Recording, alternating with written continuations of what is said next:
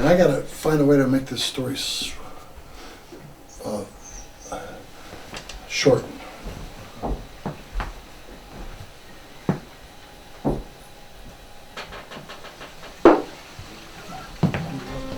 Whew.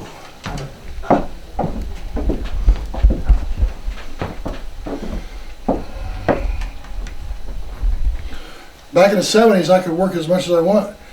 You know, you'd meet people and they say, "What do you do?" I said, "I'm a songwriter." "Really? Wow. What's that like?" I'm like, "Oh, it's great." And it was back then, because there were no songwriters. Hardly none. And now you can't swing a cat without hitting a songwriter. And this music was really the thing. It was cutting edge. It was cool. And I was in the Bay Area, in California, and I could work 7 nights a week if I wanted to. But I chose to work about 4 nights a week. Still, I had more money than I ever needed. But there's one cool place in Sunnyvale, California called the...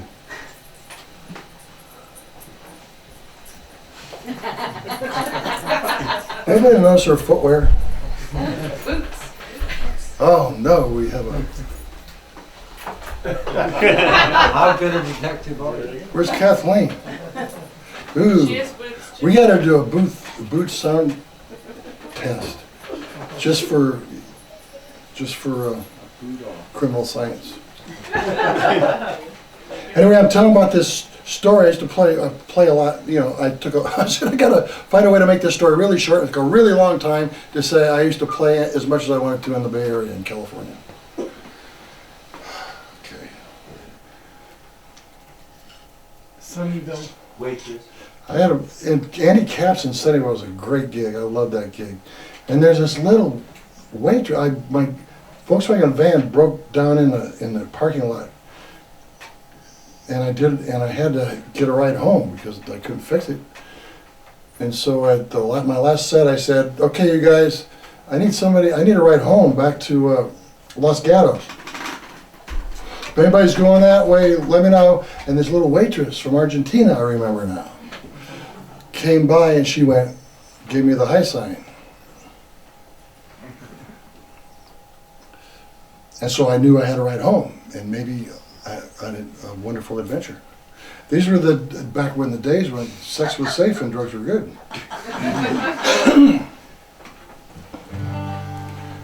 Well, to finish this short story, she didn't take me all the way home to Los Gatos. She took me to right in front of the Winchester Mystery House in San Jose, Winchester Boulevard, dropped me off and took off. And I had to walk like 3 miles in cowboy boots back to Los Gatos, where I lived above a barn. And on the way back, this song came to me because, I don't know, it was just, I was walking and the street lights were changing for no cars there to obey them hardly, and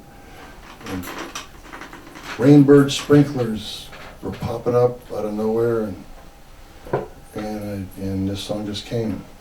And when I got home, I finished it. It's called Billboard on the Moon.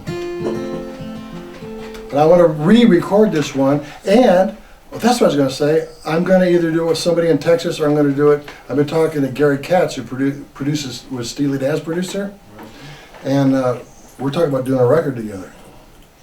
So that could be really cool. We'll see. Well, why did she leave you off? I mean, okay, well, I didn't know. Okay, well, that's making my story. I mean, you know, that's a big part of the story. I mean, the whole I didn't story. myself know for like 10 years or something. At one point, out of the blue, all of a sudden, I thought, that was it. I remembered one night, she was a waitress at Andy Caps, and she invited me to have dinner at her house, and she's going to make dinner. So she made dinner, and we smoked this really good dope, and I got really stoned, and after dinner, and then she was like, I was sitting on a couch, and all of a sudden she was right there, and her beautiful breasts were right there, and her voluptuous lips were there, and her black straight hair, and I got really scared of her.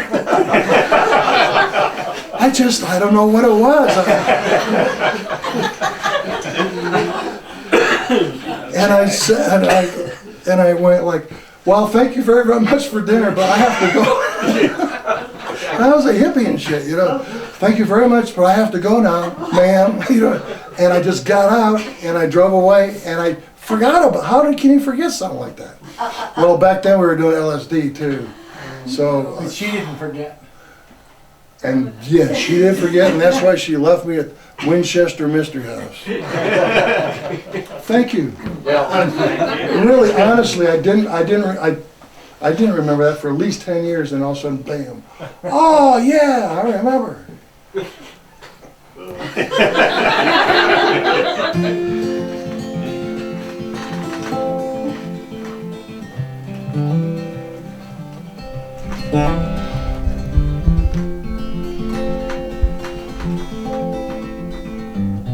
Steel pipes sing for the rainbirds dance, and nobody's there but me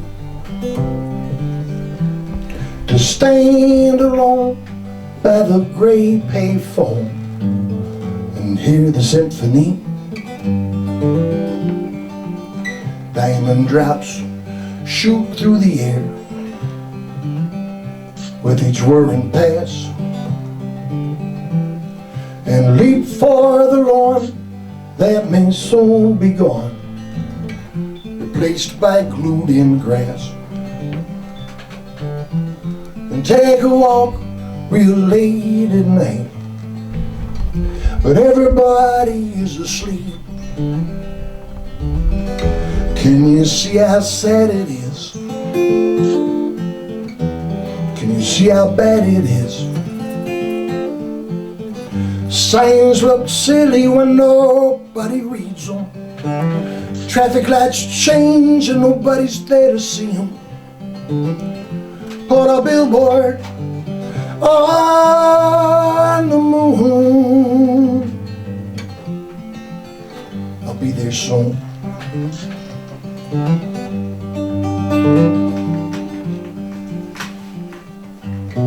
And street lights line the streets and shine a purple eerie noon for the criminals and the cops who always gotta stop to ask you about what you're doing. You float somewhere above your head, tied like a balloon, and you see your reflection and you just gotta laugh. You know that isn't you. And take a walk in the dead of night when everybody is asleep. Look around. Can you see how sad it is? Look around. Can you see how bad it is? The signs look silly when nobody reads them. The traffic lights change and nobody's there to see them. Put a billboard on the moon. I'll be there soon.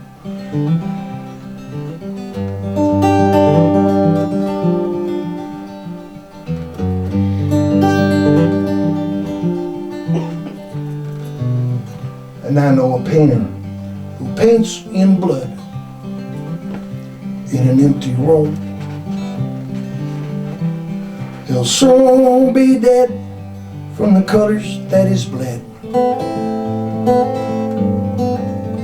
to paint a billboard for the moon. And take a walk real late at night, but everybody is asleep. Can you see how sad it is? Can you see how bad it is? Signs look silly when nobody reads them.